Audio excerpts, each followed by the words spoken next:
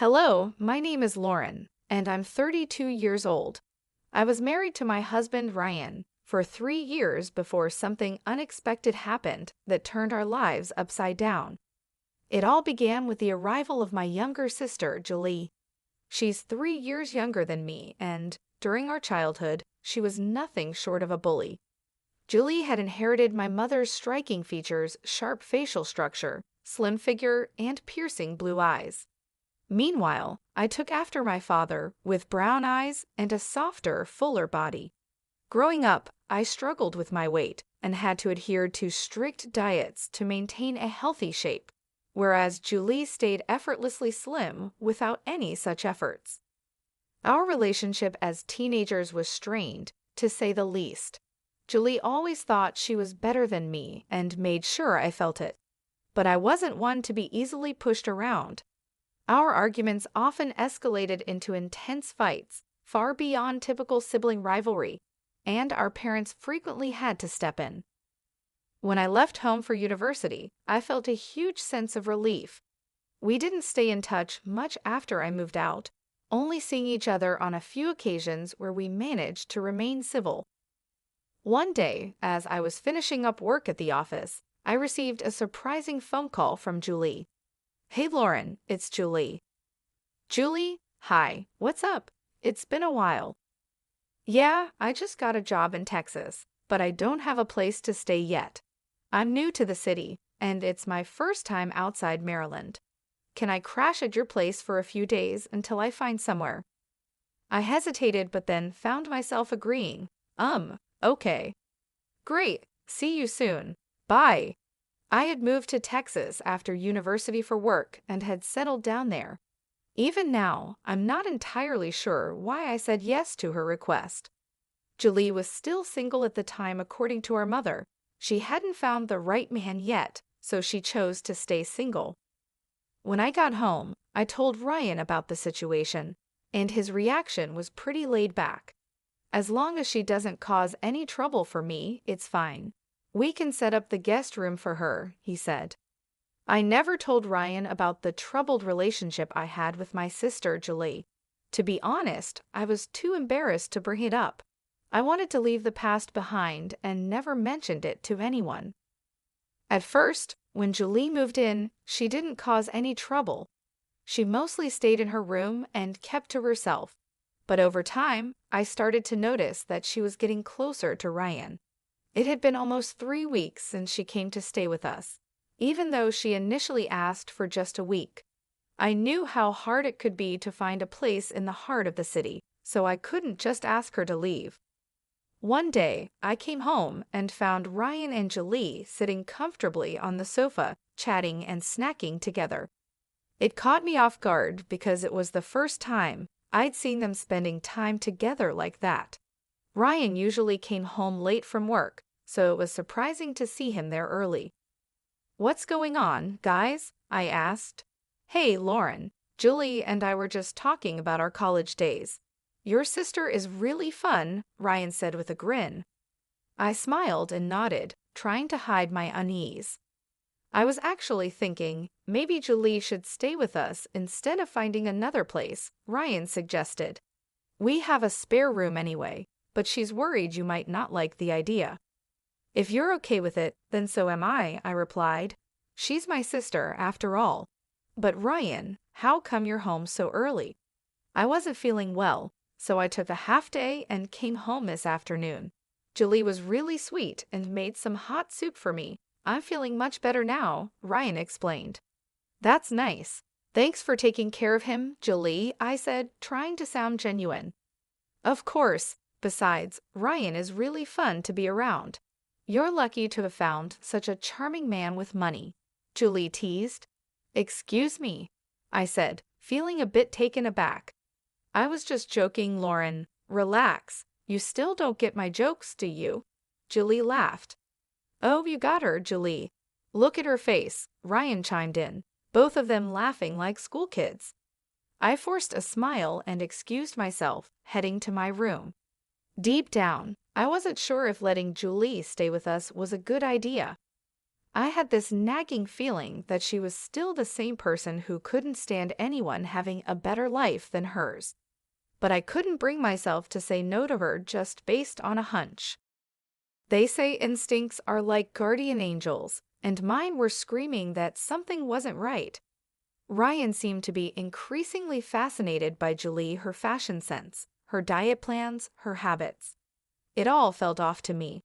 I eventually confronted Ryan about his growing closeness to her, but he just brushed it off. "Don't be jealous, I'm just being a good host to your sister," he said dismissively. But my instincts told me there was more to it than that, and I couldn't shake the feeling that trouble was brewing. I started to notice a change in Ryan's behavior over time. He became irritable at the smallest things, and never missed a chance to criticize me, whether it was about my fashion choices, eating habits, or anything else. He would often say things like, "Lauren, you should really consider updating your wardrobe. Maybe you could take some fashion tips from your sister." I'd respond, "Thanks for the advice, but I think I have a pretty good sense of style, and I'm comfortable with the way I dress."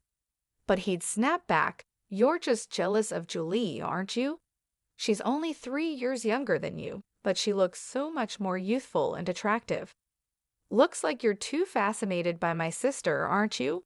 I'd reply, feeling the sting of his words. "Damn, I think I married the wrong sister," he once joked, but there was an edge to his voice that made it clear it wasn't just humor. I shot him a look of frustration, but he just shrugged it off. "Come on, I was just kidding. Relax, honey." His so-called humor felt like a constant jab, and it didn't take long for Julie to join in. Together, they made me feel like an outsider in my own home. The situation escalated 2 weekends when I was getting ready for an office party. I chose to wear a red gown that I thought looked stunning. "Wow, that's a beautiful red dress," Ryan remarked. "It would look absolutely fabulous on you, Julie." His words hit me like a punch to the gut. Julie, lounging on the sofa, smirked and added, "Lauren's just wasting her money on these dresses. I mean, why spend so much when you're going to look ugly no matter what you wear? I feel sorry for you, darling." I couldn't believe what I was hearing. "Are you both out of your minds? Do you even realize how hateful and cruel you sound?" Ryan dismissed my reaction, saying, "Honey, you're overreacting. I just meant you shouldn't waste money on clothes that don't suit you. You should wear something more appropriate for your age, something more comfortable." "Comfortable?" I shot back. "You're only a couple of years younger than me. Besides, it's my choice what I wear. You have no right to dictate that." Julie chimed in with a smirk. "Such a narcissist, aren't you? Ryan, how did you even fall for her? Doesn't she look older than you?" "Well, she is 3 years older than me," Ryan admitted, his tone almost teasing. "Wow, that must be why we get along so well, Ryan," Julie joked. "Don't worry, Lauren. People like us just don't get your fashion sense." They both started laughing, sharing in their twisted camaraderie. That was the last straw for me. "Enough," I shouted. "How dare you both sit in my house and gang up on me like this? How dare you speak to me with such disrespect?" Julie's expression darkened, and she shot back, "You're so insecure, Lauren. Are you seriously accusing me of trying to mess with your husband?" "Don't you dare twist my words," I warned. "I'm not like you, desperate and willing to do anything to get what I want." The tension in the room was palpable, and I knew that things would never be the same. The bitterness and betrayal had driven a wedge between us that couldn't be easily repaired. I stormed out of the house, fuming with anger and cursing myself for ever letting Julie stay with us. As I walked, I couldn't help but think of ways to get back at those two for turning my life upside down. The next day, Ryan approached me with a request that was both surprising and infuriating. "Hey, I think we should give our bedroom to Julie," he said casually. "What? Why on earth would you suggest that?" I snapped, barely able to contain my frustration. "Well, Julie's been complaining that her room is too small, the mattress is uncomfortable, and she doesn't like the fixtures in the guest bathroom," he explained. "Isn't that a bit much?" We've given her a place to stay, and instead of being grateful, she's nitpicking everything. There's no way I'm giving up our bedroom for her, I shot back. Come on, she's a guest. We should do our best to make her comfortable, he insisted. Technically, she's not a guest anymore since you've invited her to stay permanently. Even if she were a guest, the guest room is exactly where she should be, I responded, holding my ground. Ryan's face darkened with annoyance. Julie was right, you're insecure and selfish, he said before storming out of the room. I was exhausted by their constant demands and mind games. My sister had always been jealous and spiteful, unable to tolerate anything good happening to me. Our bedroom was larger and more comfortable than the guest room, and it seemed like she couldn't stand that fact. I had noticed her snooping around in my room, checking out my wardrobe, but I never imagined she'd go so far as to ask Ryan to switch rooms. This incident made me rethink all the little things I'd brushed off before. Sometimes my wardrobe looked different, with clothes that had been neatly ironed now wrinkled, and my makeup items left in disarray. I became certain that Julie was sneaking into my room while I was out, but I needed solid proof before confronting her. I decided to vacuum the room thoroughly, hoping to find some evidence. Halfway through, I discovered something that confirmed my suspicions: Julie's ring, lying beneath the bed. That small discovery set off a whirlwind of thoughts in my mind. Why was she sneaking into my room? Was she stealing from me? Or was there something more sinister going on? The idea that she might be having an affair with Ryan crossed my mind, and I knew I needed to confront her in front of him to gauge his reaction. Later that day, I approached her with the ring in hand. Julie, while I was cleaning the bedroom today, I found your ring beneath my bed. Here, you might want this back, I said, watching her closely for any sign of guilt or surprise. I handed the ring to her. Oh, thank goodness you found it. I've been looking for this for days, Julie said with a calm smile. I watched them both carefully. Ryan looked confused, while Julie remained surprisingly composed. How exactly did your ring end up in my bedroom? I asked, trying to keep my voice steady. Oh, I was changing in your room, and it must have slipped off my finger and rolled under the bed. I searched for it but couldn't find it, she replied, as if it was the most natural thing in the world. I was stunned by how casually she responded. And why were you changing in my room? I pressed. Oh, I used your bathroom because the water wasn't running properly in mine, so I thought it would be easier to use yours, she said, still calm. Really? But you didn't mention anything to me. I could have called a plumber to fix it, I said, not buying her story for a second.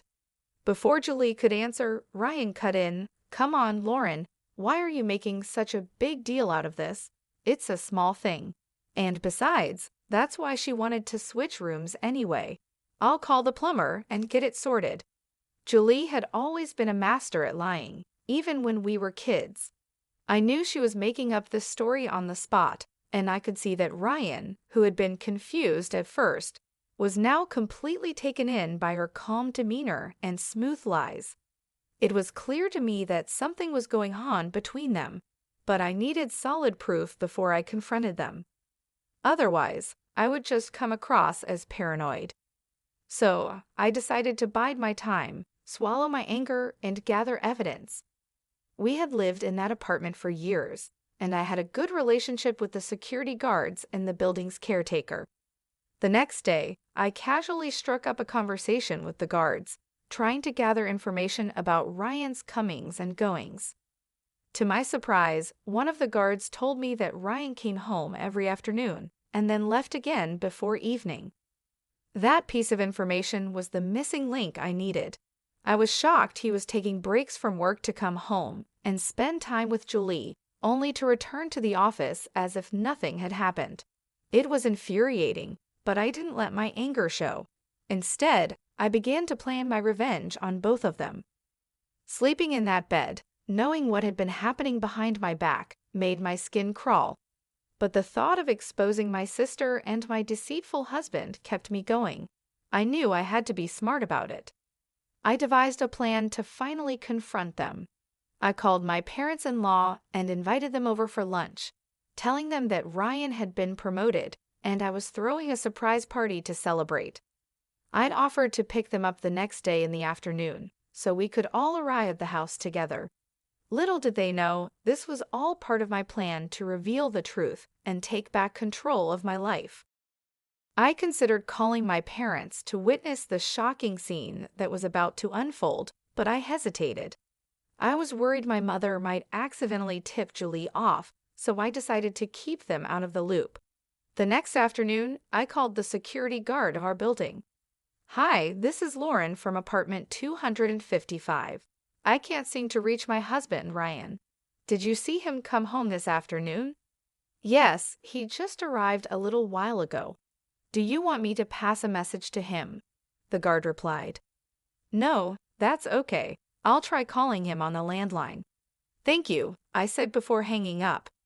I quickly drove over to my parents-in-law's house to pick them up. "Hey, come on in," I greeted them with forced enthusiasm. "Lauren, why did you plan a surprise on a weekday?" Teresa, my mother-in-law, asked curiously. "Well, Ryan called in sick today because he wasn't feeling well, so I thought a surprise party might cheer him up. He'd love to have you both here to celebrate with him," I explained, trying to keep my voice steady. "Oh, I'm so happy for him," Teresa replied, smiling. I hurried them into the car and drove back to our apartment as quickly as I could. When we arrived, instead of ringing the doorbell, I used my keys to unlock the front door. I turned on my phone's camera and told my in-laws that I wanted to capture Ryan's reaction to the surprise. The living room was empty, but I knew exactly where to find them. I led my parents-in-law quietly toward the bedroom, motioning for them to follow me on tiptoe. When I opened the bedroom door, the sight that greeted us was exactly what I had feared. Ryan and Julie were caught in the act, frozen in shock at being discovered. Ryan's face turned red as he yelled, "You filthy pig! What are you doing here?" Calmly, I replied, "I'm not alone." I stepped aside, revealing his parents standing behind me, their faces twisted in horror. Ryan and Julie scrambled to get dressed, while Ryan desperately tried to explain. "Mom, Dad, this isn't what it looks like. I can explain, please wait." But Jason and Teresa were too disgusted to listen. They turned and left the room in shame. I followed them back to the living room, trying to hold back the tears. "Jason, Teresa, I'm so sorry you had to see that, but I didn't know any other way to expose the truth. Ryan is your son, and I knew you wouldn't believe me unless you saw it with your own eyes." Teresa shook her head, clearly struggling to process what had just happened. "I don't even know what to say. I feel so disgusted I could throw up." Just then, Ryan rushed into the living room, his voice desperate. "Mom, please let me explain. This is a misunderstanding. Both of these sisters are trying to frame me." But Jason cut him off sharply. "Shut up, Ryan. Just shut up. Don't act like you're some innocent child who can be easily tricked. We saw exactly what was happening, and there's no excuse for it." Ryan stood there, speechless, as the weight of his actions settled in, and I knew that our lives would never be the same. "I can't stand to look at you, Ryan. We're leaving. Don't you dare contact us ever again, you disgust us," Teresa said with a tone of finality. As soon as Jason and Teresa walked out the door, Ryan and Julie turned their anger on me. "You ugly, selfish woman. Always playing the victim," Julie sneered. "You've been like this your whole life. I stayed at your house, and instead of being grateful, you accuse me of sleeping with your husband? Wow, I was stupid to think you might have matured, but you're just as awful as you were as a kid." "And what about you?" I shot back. "A pathetic scumbag who's just as rotten now as ever. Why didn't you tell my husband about your lazy, couch potato teenage years? Embarrassed to admit who you really are." "I've had enough of both of you," I shouted, pulling out my phone. "I'm sending this recording to Mom and Dad. They deserve to know what kind of daughter they have." Julie's eyes widened in fear. "Don't you dare do that. I'll sue you for framing me." Good luck with that, I retorted. Finally, I pulled out the divorce papers I'd been carrying in my bag and threw them in Ryan's face. Both Ryan and Julie were furious, hurling insults at me as I grabbed my bags and left the house. I had already packed my things, so I didn't have to endure their cruelty any longer. I moved in with a friend for a few days until I could find a decent lawyer to help me secure alimony from Ryan. I sent the video recordings to my parents, who were horrified and ashamed of Julie and Ryan's betrayal. My parents wanted me to move back to Maryland, but I was determined to rebuild my life on my own, so I stayed with my friend. 6 days later, I received a call from my mother-in-law, Teresa.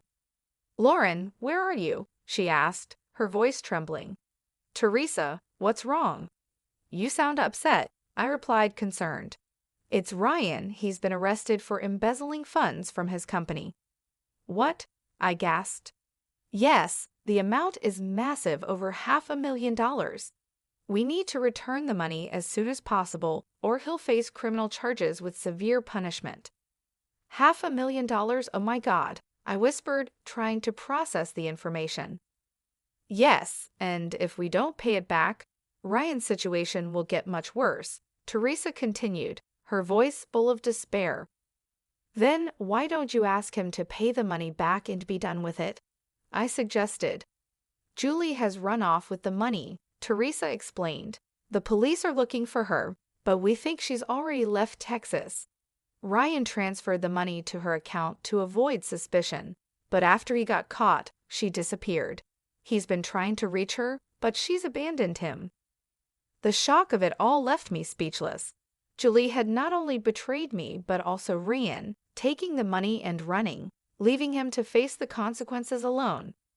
I wasn't shocked to learn that Julie could do something so selfish. She was always a terrible person.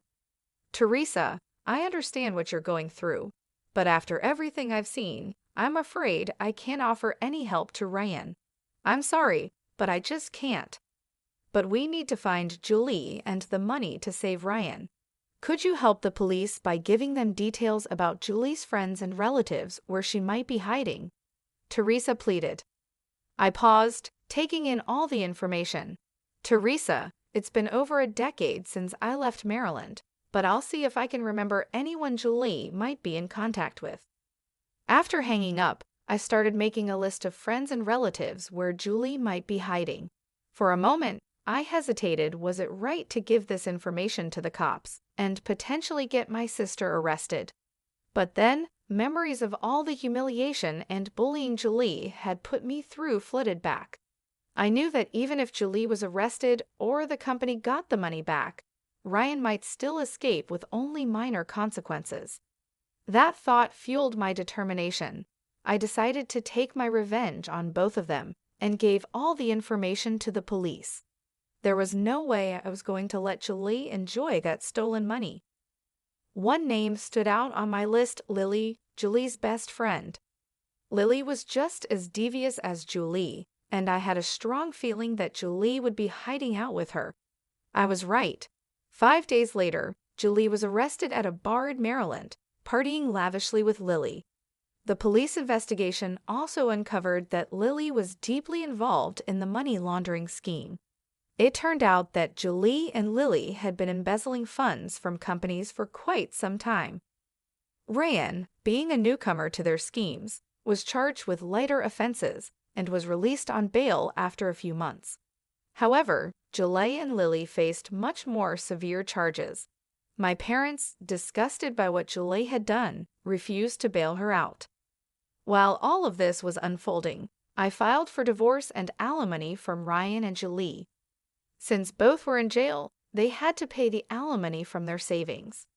When Ryan was finally released, he struggled to find a decent job due to his criminal record. He ended up losing all his savings to the divorce and court cases, and eventually had to take up an odd job just to get by. As for Julie, she remains in jail, rotting away with her evil friend Lily. Sometimes, revenge can be incredibly satisfying.